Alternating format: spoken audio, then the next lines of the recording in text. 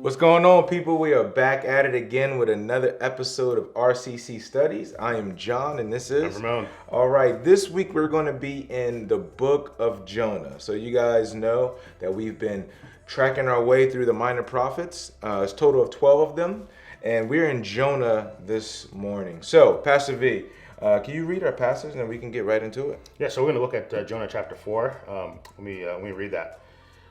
But it displeased Jonah exceedingly, and he was angry. And he prayed to the Lord and said, O Lord, is not this what I said when I was yet in my country?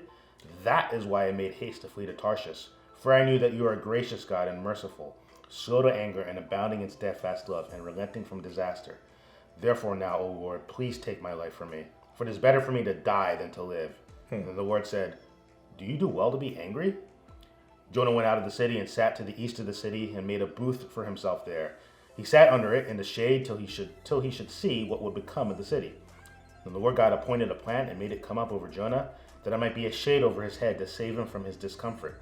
So Jonah was exceedingly glad because of the plant. But when dawn came up the next day, God appointed a worm that attacked the plant, so that it withered. When the sun rose, God appointed a scorching east wind, and the sun beat down on the head of Jonah so that he was faint. And he asked that he might die and said, It is better for me to die than to live. It's a little extra of Jonah there. But God said to Jonah, Do you do well to be angry for the plant? He said, Yes, I do well to be angry, angry enough to die. And the Lord said, You pity the plant for which you did not labor, nor did you make it grow, which came into being in a night and perished in a night. And should not I pity Nineveh, that great city, in which there are more than 120,000 persons who do not know their right hand from their left, and also much cattle. So, quick reminder of the book of Jonah. Jonah is sent by God to go to the city of Nineveh. He goes the opposite direction. God redirects them in dramatic fashion through a fish. So he finally goes and tells the city of Nineveh they're going to be judged for their sins. Nineveh repents, the city, and it brings us to chapter 4. Jonah's not happy about it. He ain't happy. Jonah got problems. I think this is interesting. As you was reading, I just want to actually, one thing that strikes me about this is, as Jonah's talking, he's talking about like he's giving them. So in chapter 1, when he talks about go to this great city, he didn't want to go, as you mentioned. Jonah's now giving like the actual reason why he did not want to go. Yeah. And it clearly says, "For I knew." You are a gracious God, merciful, slow to anger, and abounding in steadfast love, and relenting from disaster. So here Jonah is giving his reason, and it's interesting because this language of God being gracious, slow to anger, this is also a theme throughout the entire Bible. Specifically, I think of Exodus 34:6. It has this language that it says. Also, Psalm 103, verse 8. And there's other different passages that really points to this, but it's just interesting that Jonah is basically saying, I didn't want to go to those people because I knew you were going to save them. Yeah. So he had that much hatred in his heart to the people of Nineveh that he's like, you know what? I don't even want to go because I already know what you're going to do. Yeah. Like that. I think that's striking to us, and that's a warning to us because maybe we have the same type of tendencies today. Yeah, it's what we're saying. Really, just sort of Jonah's sort of just actually saying it. I think a lot of us we're too polite to actually say these things, but Right. they're in our hearts. I think reading this passage, it's just sort of like, whoa, like that's a really strong reaction. And yet, let's remember what Nineveh. The reason he reacted this way is because of what Nineveh was like. If you read the history of Nineveh, the Assyrians, that's the capital city of Assyria, they were known for their violence when they conquered other nations. Yeah. Like they wanted to basically, they would rape women, they would kill babies, they would just. They were terrible. They're terrible, right? Castrate people. They would just do the worst things possible when they conquered a nation, so that other nations would be afraid. And when they heard Assyria was coming, they would just surrender. They said, "If you fight us, we're gonna destroy you, torture you, make you wish you regretted ever fighting us instead of surrendering." So this is a very wicked nation. And here's God saying, I want you to go to this people and preach. And actually, he was preaching a message of judgment. Jonah was upset because he knew that if they repented, God wouldn't bring judgment on them, right? To say all that, to say is that, like, if you think, let's just say the atmosphere that we're in, the culture that we're in today is is very harsh and striking towards, let's say, the enemy, the other, the people out there who we see as our enemies, right? And that we think of, or there's we use all the different terms, the leftist agenda for this, or they're trying to take away our rights for that, or these people have are fighting against Christian communities in these ways. The educational system is doing this. I mean, you could go all over the place in all the different ways in which. And here's the thing: it's not like those things are wrong, right? And yet, I think we have to check our hearts. Is our sort of distaste for maybe the ways in which we live in a secular environment right now, and I'm talking as Christians, our dislike of that cause us to then almost be reluctant to pray that God would save them and hope that God would save them. So are you saying that there, in a lot of ways that we can be like Jonah in the sense that there are certain people groups that we don't want God to save?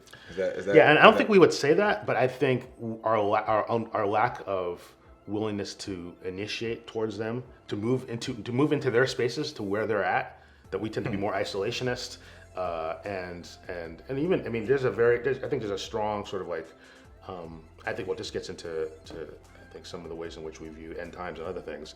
There's a sense of like, you're like, well, we're gonna be raptured, we're gonna leave this world, and then God's gonna judge all the peoples. And Jonah is almost like, well, how about maybe thinking, how might God call us to move into the peoples, even the peoples who are our enemies? I mean, Nineveh is an enemy of Judah. What does it look like to move into their spaces? Who are the enemies of Christianity today? What does it look like for us to move into their space, preach God's message, which is a message of judgment, right? But also, if you repent, you can be freed of that, and be excited if people respond to it. I mean, I think that's what God is saying here. I mean, He says, "What should not I pity Nineveh?"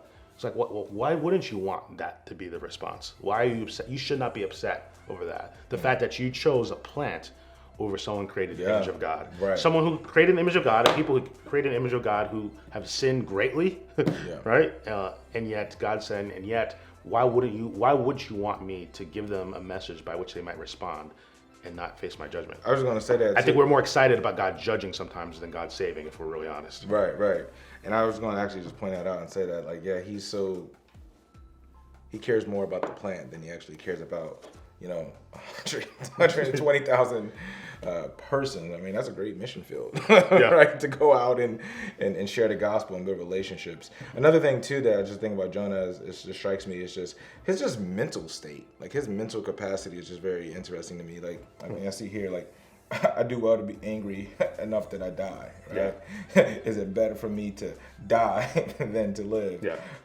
Think about what it takes to get to that point. I mean, and if we go back even over to chapter 1, where he wanted to be, thrown from actual a boat into the water because of his. I feel like he's just in a rough mental state that he's just like, I want to like enough to die. Like who? It's kind of dramatic. Very, very, very dramatic, and I just think that again, there's a lot of people in our day and age too that can kind of get to that point as well. Yeah, you know what I mean? Yeah. Especially when it comes to something in this context or something like this, and I just think that's something to be drawn out a little bit. Yeah, maybe a self-awareness. I mean, and I think God's sort of doing that. Like, what are you doing? What are you talking about? To the degree in which we sort of think these really extreme thoughts that then lead to these actions that lead to him not wanting to see people be saved. Yeah. Chapter 4 ends very weird, right? Some people even argue, did Jonah really repent? Did he not, etc. And man, I think those are good questions to ask. But I guess for my question is, how do we kind of guard ourselves against this type of posture when it comes to different people groups that, like you said, if we're honest, we don't want them to be saved because we know the grace of God. Yeah. It almost kind of seems like, well, like, what about, this is a book, it's kind of like a self-reflection in the sense that, like, we can actually see Jonah in us. And as we see Jonah in us, how do we be able to guard against that? I just think that's something for our people to understand and to know. Yeah. I mean, I think we should always rehearse this. This is the kind of God we have. We should be like that God. We should be gracious and merciful. We should be slow to anger. We should abound in steadfast love. And we should let God be God and not us, and let us be us, which is to say that judgment belongs to the Lord. And so the degree in which like we feel like we need to judge those around us and condemn them and say, and make sort of implications for what's going to happen to them. And we can say, here's what's going to happen if you continue in these behaviors, et cetera, right? Whether that happens or not is in God's hands. But what is also part of God's heart is that he would rather people respond and repent. Shouldn't we? I mean, think of the person that drives you the most, makes you the most angry. Think of the politician, maybe, that you get just angst about, right? What's your heart towards that person, or maybe the people who follow that person? Wow. Right. Wow. That's good. Is it like, oh man, those terrible people, and God's gonna judge them, right? They're gonna find out, or is it like, wow, like yes, this is not of the Lord. How might God be merciful towards them? And if God would be merciful, then celebrate and be excited that God would do so. I think it's a sort of posture that we would do well to have, and I think that the Lord actually calls us to. It's good. It's good. All right, Pastor V. Well, I think that's going to conclude our time today for RCC Studies. You did well today, man. I appreciate that. I know I'm not like Danae, but yeah. I saw that.